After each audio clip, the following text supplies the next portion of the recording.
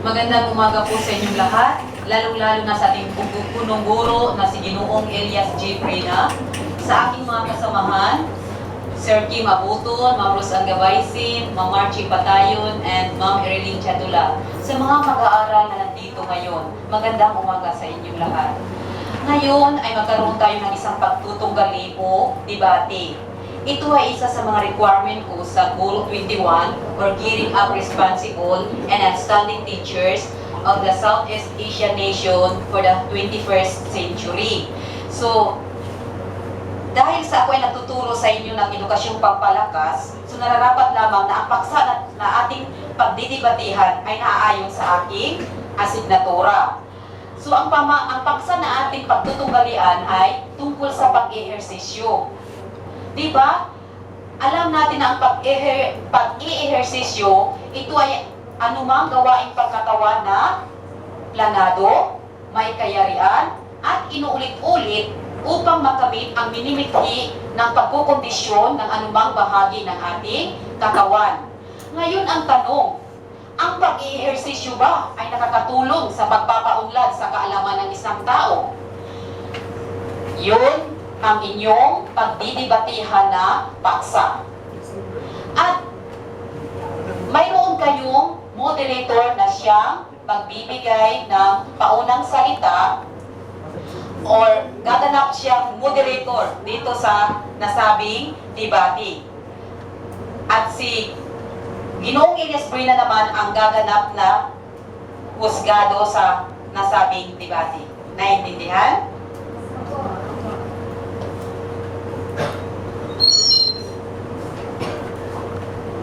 Magandang umaga sa inyong lahat, lalong-lalo na sa ating punong-guro na si Ginoong Elias J. Prina. Ngayong umaga ay mayroon tayong gaganapin na isang debate o pagtutunggali na ang paksa ay nakakatulong ba ang pag-ehersisyo sa pagpapaunlad ng kaalaman ng isang tao. Mayroon tayong dalawang pangkat na magtutunggali. Ito yung unang pangkat na sinasabing sila ang sumasang-ayon at ito naman ang pangkat na sinasabing sila ang sumasalungat. Ipapakilala ko sa inyo ang mag-aaral sa sumasang-ayon o affirmative side. Ang unang tagapagsalita ay si Burgess S. Mitante. Ikalawang tagapagsalita ay si Liana K. Camel A. Nohara.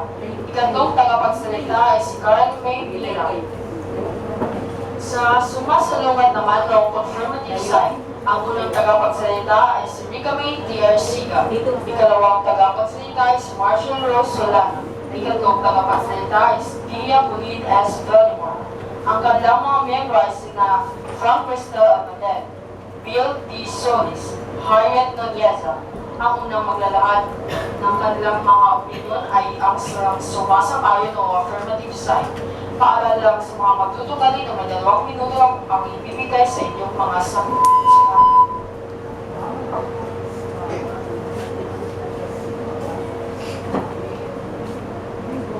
Magandang umaga po sa inyong lahat. Lalong-lalo na po sa ating mga putihing guro na nandito ngayon. Ako po si Mary Jess S. Mitante, na naniniwalang malaking bahagi ang pag-ehersisyo sa kaalaman ng isang tao, lalong-lalo na sa mga bata. Kasi sa pag-ehersisyo, mas lalo kang naging aktibo, hindi matamlay, hindi antukin. Kaya sa pamamagitan ng pag-ehersisyo, yung utak mo ay gumagana. Kung ikaw ay nag-ehersisyo, nakakaiwas ka sa iba't ibang uri ng sakit. Kaya habang bata pa tayo, dapat tayong mag-ehersisyo kasi maraming benepisyo tayong makukuha sa pag-ehersisyo.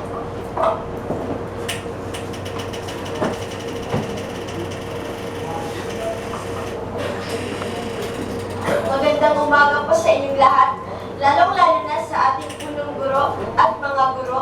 Ako po si Liana K. Camel A. Nohara, na sumasang-ayon sa katanungang nakakatulong ba ang pag-ehersisyo sa kaalaman ng tao? Dahil ito ang pumupugaw sa ating kawilihan sa paggawa ng mga gawain pagpapalakas ng ating angking kakayahan at kagalingan sa iba't ibang sports. Napapaunlad din ito ang dalis ng ating pag-iisip, kalistuhan at kausayan sa paggawa ng mga estratehiya o planong pagkilos. At napapabuti ang ating kagandahang asal sa harap ng anumang gawain may uling labanan at pagkikipagtagisa ng talino at lakas sa kapwa.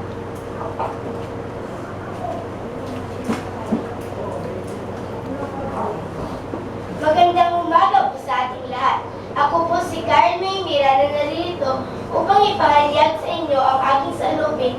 sa panig ng sumasang-ayon. Naniniwala ako na ang pag-ehersisyo ay nakatutulong sa ating isipan kasi nakadagdag ito ng mga impormasyon para sa ating kalaman. Hindi lamang ang ating mga katawan ang pangunahing pinag-ehersisyo, kung hindi maging ang ating utak. Siyempre, nakapapayat siya at naniniwala ko na mas healthy pag nag-ehersisyo. Nakakatulong din ito sa atin dahil nakadagdag ng lakas sa ating katawan kaya tayo ay maliksik. May mabuting pakiramdam at proteksyon laban sa sakit. Nababawasan ng stress at laban sa katawan. Napapalakas nito ang ating mga buto para maiwasan ang osteoporosis. At sa pamamagitan din ito, unti-unting nababawasan ang bad cholesterol sa katawan na nagiging sanhi ng high blood pressure at atake sa puso.